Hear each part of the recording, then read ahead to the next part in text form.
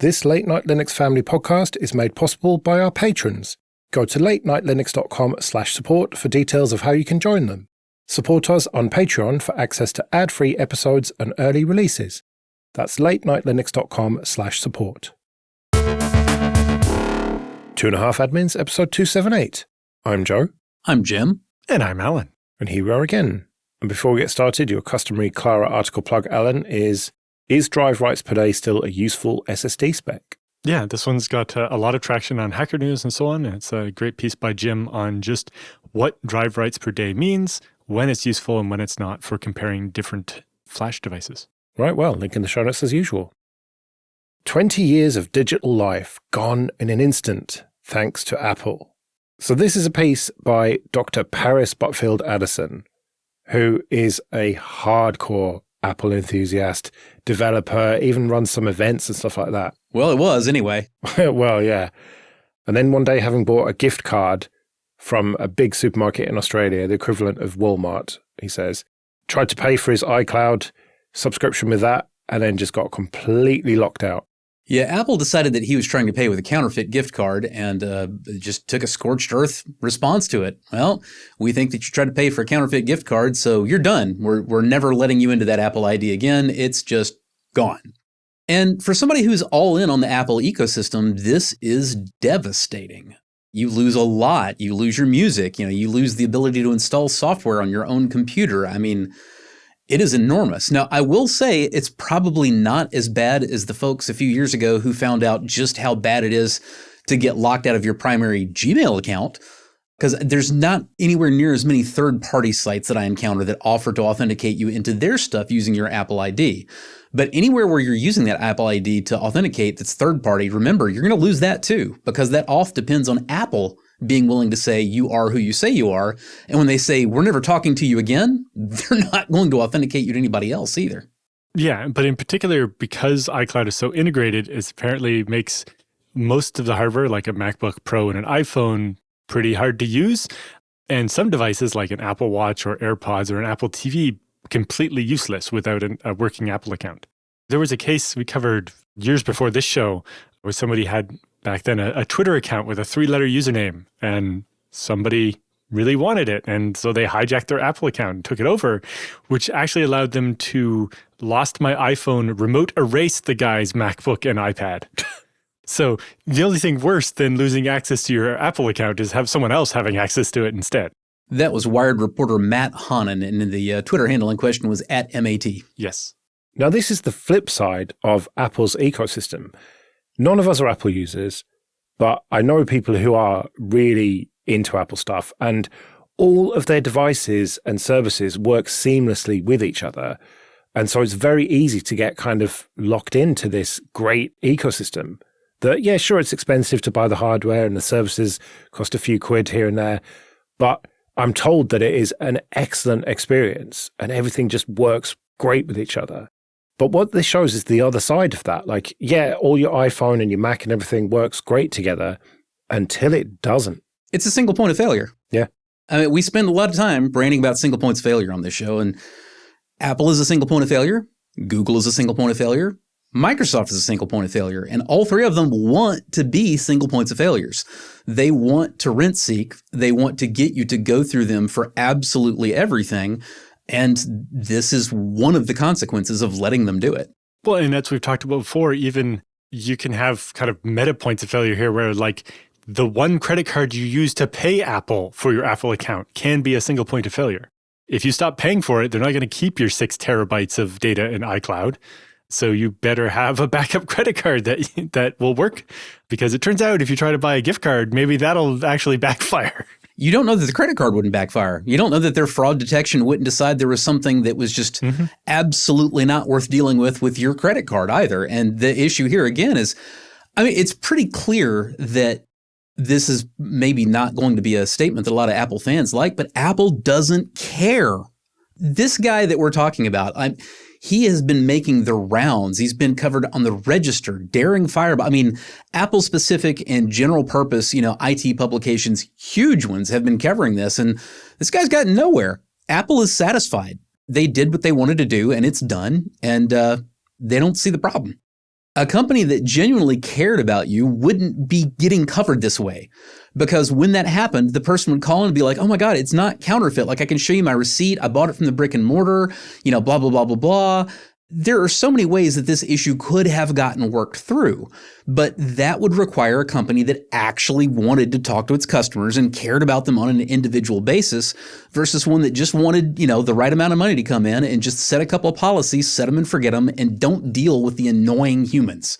I can see freezing an account when you detect suspicious activity and verifying the identity and so on before you unlock it. But Apple's solution was just make a new account.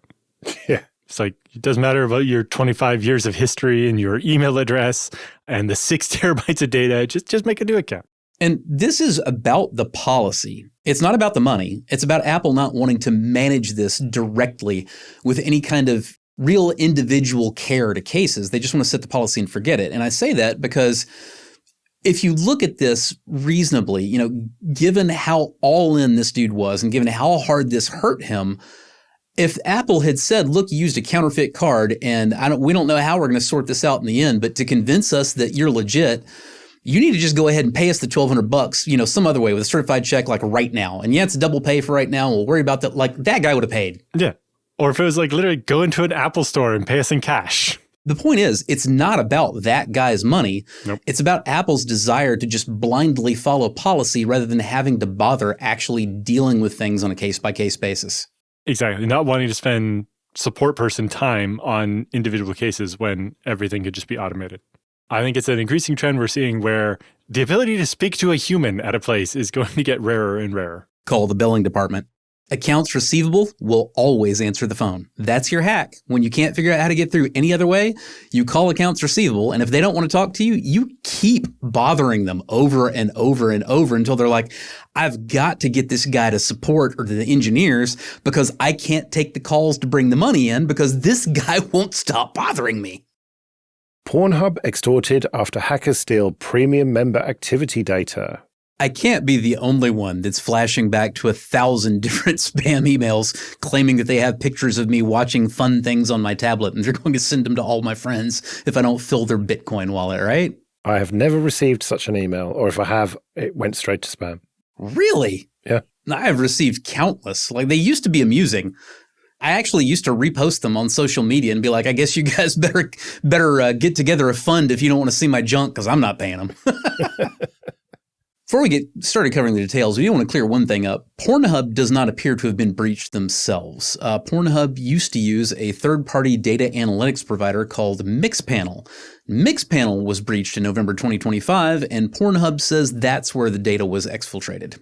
Yeah, and they also say that they stopped working with Mixpanel back in 2021, and so the stolen records have to be very historic data and not anything current.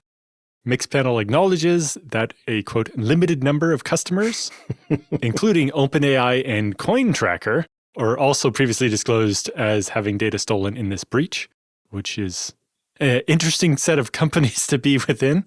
So it turns out this affects only people that had PornHub Premium back in the day and might have stuff like their search history, but doesn't include any payment data or things of that nature. It's not just search history, though. It's watch history and when you watched it and all sorts.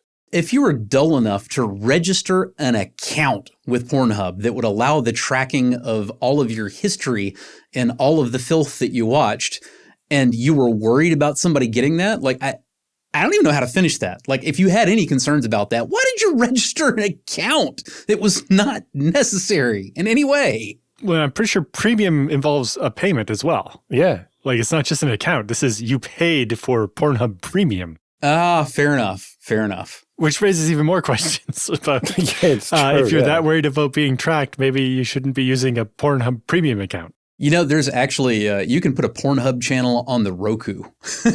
we have Rokus in my family, and they're all on the same login. And purely experimentally, once in the middle of the night, I tried installing PornHub on the downstairs Roku, and then I walked upstairs to where the rest of the family watched TV. And I turned it on, I looked, sure enough, there's the PornHub channel. But apparently the data includes the premium member's email address, activity type, location, the video URL, the video name, any keywords associated with the video, and the time the event occurred. Yeah, this all just sounds like an incredibly bad idea. I can imagine registering a PornHub account and paying for exactly the filth that I wanted to watch and blah, blah, blah. What I can't imagine is doing that if I cared about anybody knowing any of it. But I can definitely imagine not having a family, being like, a single middle-aged dude and be like, yeah, I pay for the porn I want to watch. So what?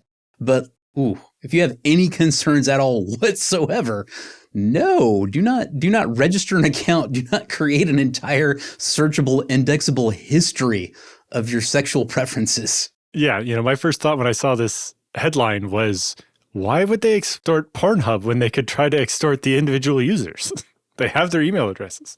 Because all the individual users, first you have to get their attention enough to realize that you're not the generic spam. Yeah, that's just like throwing a Bitcoin wallet out in the wild and hoping somebody dumps money into it. And there isn't even any way normally to get in touch with those people. There's no point in emailing them back. They won't receive it. They are literally just hoping you'll dump money into a Bitcoin wallet. So these guys first would have to distinguish themselves and be like, no, we actually are a threat. They know specifically what these people are into. So if you put the subject line of the exact type of porn they like, do you like blah, blah, blah? Maybe you'd be able to get their attention. They got me. They said they know I'm into big-breasted women. Oh, no. No, I just mean that you would get them to open the email by enticing them with exactly what they want. Yeah, but even if you do that, it's pennies on the dollar versus going straight after the company in question. Getting out of one person is a lot easier than getting a little money out of a lot of people, yeah. Exactly. But these people have shown that they're willing to spend money on porn. So that maybe is a slightly more target-rich environment than the general population. Let's also be clear here. We're acting like we know they're not going after those users, and we know no such thing. And matter of fact, I strongly suspect there are a few very, very valuable whales in that database that are separately being extorted and probably not for small amounts. Mozilla has got a new CEO. Now, normally this is the kind of stuff we talk about on Late Night Linux, but I think that it's annoyed you enough, Jim, to be worth talking about here. I'm not usually as hold Mozilla's feet to the fire as most of the folks on Late Night Linux are, but this time it's not just that they're faffing about something that's not a browser and there is no real clear end game and, they're just wasting their resources on something that's kind of useless instead of devoting it on the browser. Now they actively want to screw up the browser. Mozilla's new CEO says that Firefox will be the world's best AI-first browser, and I'm not having it. The big pull quote they have here is, as Mozilla moves forward, we need to focus on becoming the trusted software company. It's like, well, baking a bunch of half-baked AI stuff into your browser doesn't seem like a way to become trustworthy. Direct quote, people want software that is fast, modern, but also honest about what it does. They want to understand what's happening and to have real choices. Now, how the hell does that match up with let's cram an LLM into it? You don't know what it's doing. You don't know why it's doing it. You have no real choices and no control. Well, there's an open letter on Reddit to this new CEO who's called Anthony Enzor DeMeo. And it basically just says, please don't do this. And he actually pops up and replies. And in his reply, he says, rest assured, Firefox will remain a browser built around user control. That includes AI. You will have a clear way to turn AI features off. But earlier in his reply, he talks about the various people who might use Firefox, including developers, Linux users, students, parents, and people who never change a default setting. And then says, oh, don't worry, you'll be able to turn this off. Knowing that most people won't. Yeah, exactly. Those two aren't quite compatible, are they? I would just like to quote Redditor Ashura Baron in full. Quote, we made this new feature, unquote, all caps, stop making new features and make the browser good. Quote, okay, we'll make the browser better, quote, all caps, stop discontinuing features. Okay, we'll go back to making new features. Stop making new features and make the browser good. I mean, I'm not even sure that this person actually intended that to be taken sincerely, because then they follow up, Mozilla is in a no-win scenario, but I don't think that's the case. I think that is fairly clear. I think that the message is stop screwing around and just make a good browser. And I don't think that's a no-win scenario. I think that's definitely doable. I just can't figure out why Mozilla's leadership seems to have so little interest in doing it. What's annoying is that Firefox is a good browser. I think it's competitive with Chrome in a lot of ways. But they're looking to add this AI bullshit to it, which they already have started. And now they're turning it into an AI browser. I mean, what does that even mean? I assume it means a browser with AI awkwardly bolted onto the side of it. Well, maybe. Honestly, that would be the better scenario. I mean, if the AI is really thoroughly integrated all the way to the sub-basement, it's not even a browser at that point. It's a model. You have a model that you're asking to browse the web for you. And pardon my French, but no fucking thank you. Tech Force. This is a new thing, tech for the American people from the US government. They're going to be hiring about 1,000 people to work on this US Tech Force.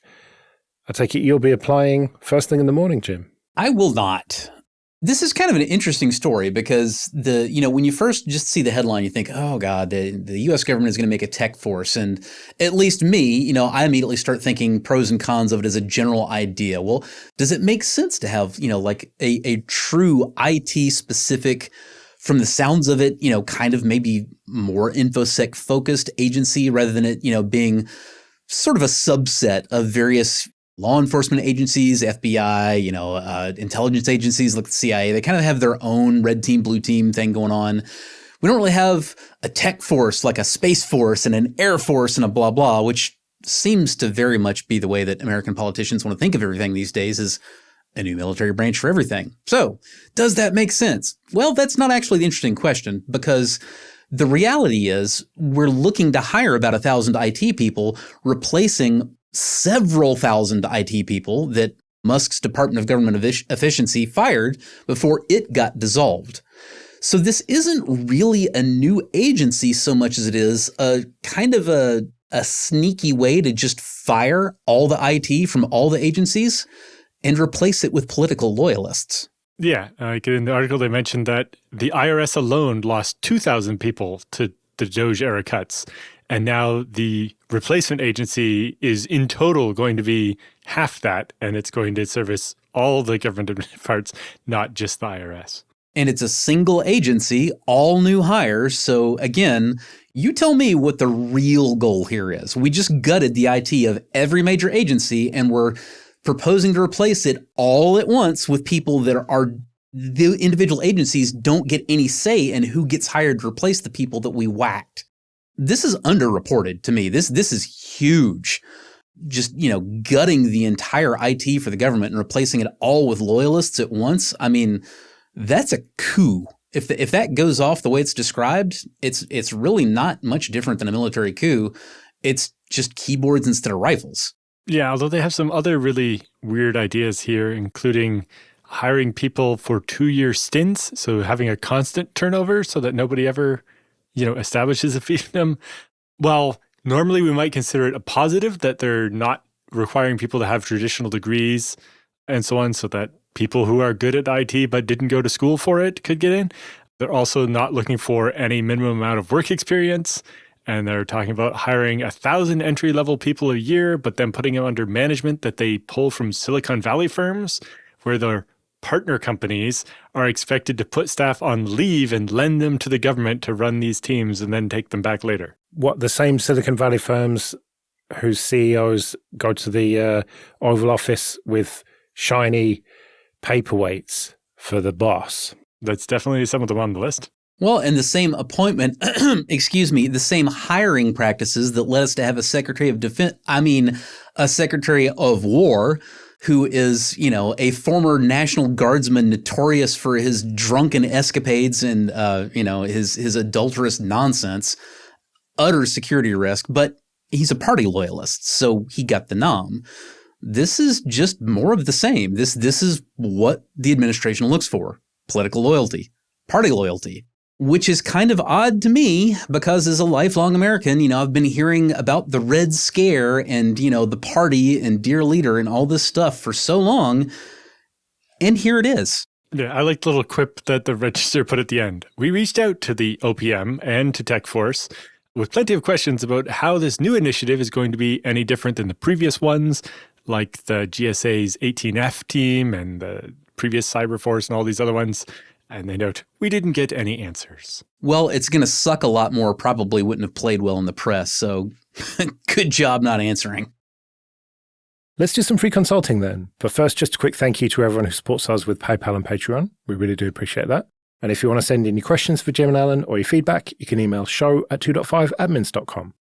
Another perk of being a patron is you get to skip the queue, which is what Alexander has done. The QKL2 files backing my Postgres VMs are on OpenZFS datasets with record size equals 64K. Is it worth it to mount a separate record size equals 16K dataset inside the VM via virt.iofs or 9p to use as the Postgres data directory? Yes, with some caveats. It's always a good idea in a VM that's going to do any significant database work or bulk storage work for that matter to have a separate drive for, where the application does its thing versus the operating system drive for that virtual machine. 64K record size represents a pretty good best guess at this is going to work very well in a general mixed use scenario, which is, what your operating system's root file system generally is. But for a database, you want a much smaller record size if possible. Ideally, what you want to do is you want to match the page size of the database itself. Now for Postgres, that's typically going to be either 8K or 16K. MySQL is 16K. I usually recommend just doing 16K even for Postgres. Once you dial the record size way down, you start giving yourself some unnecessary problems with, potentially with fragmentation and with your compression ratio that just aren't really necessary. And a lot of the time, double the page size of the database works just as well or even slightly better than exactly the page size of the database. So again, the short version is yes, a separate drive with record size equals 16K is a great idea, but you mentioned QCOW2. If you're sticking with QCOW2, you will also need to create the new QCOW2 file for the database drive with a cluster size of 16K matching that record size that you're using. If you skip that step, you're not going to get the increase in performance you were hoping for.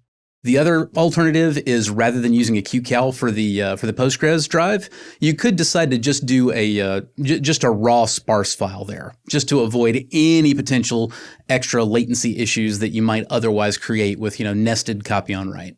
Yeah, going with the raw, especially for a database, probably makes more sense because you already have ZFS underneath to do snapshots and so on.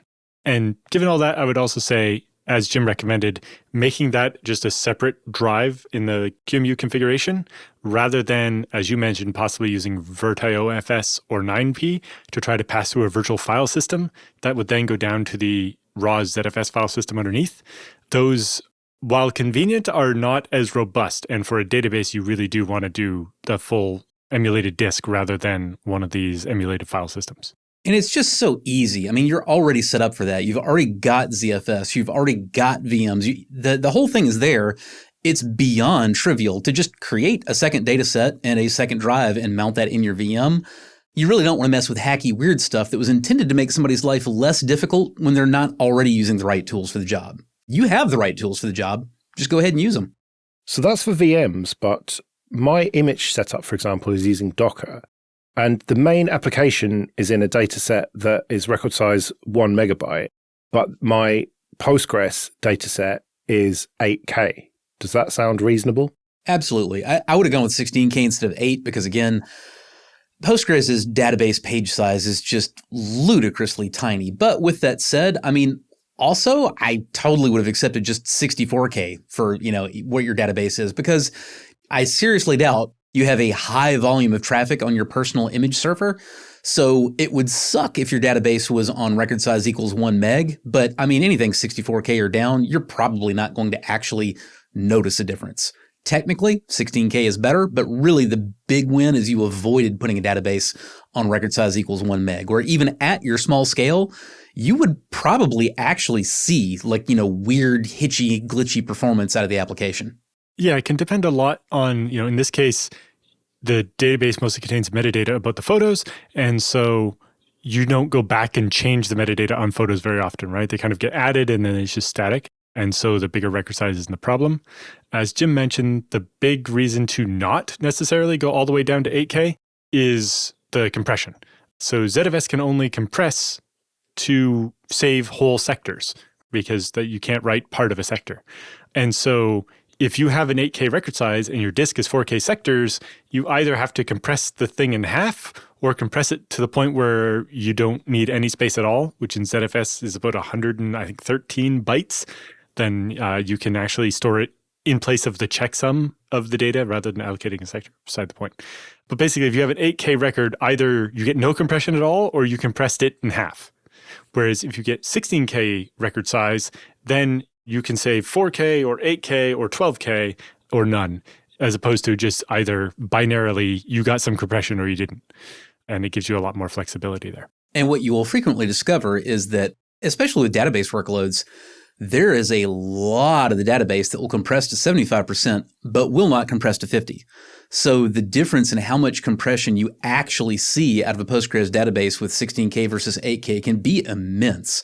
If you got a lot of plain text in there, like I said, English language stuff, it will frequently compress further than 50%. But I mean, if it compresses down to 51%, guess what? You saved nothing. It did not compress. You wasted your CPU cycles even trying. Right, well, we better get out of here then. Remember, show@2.5admins.com if you want to send in your questions or your feedback. You can find me at joelrest.com/mastodon. You can find me at mercenarysysadmin.com. And I'm at Alan Jude. We'll see you next week.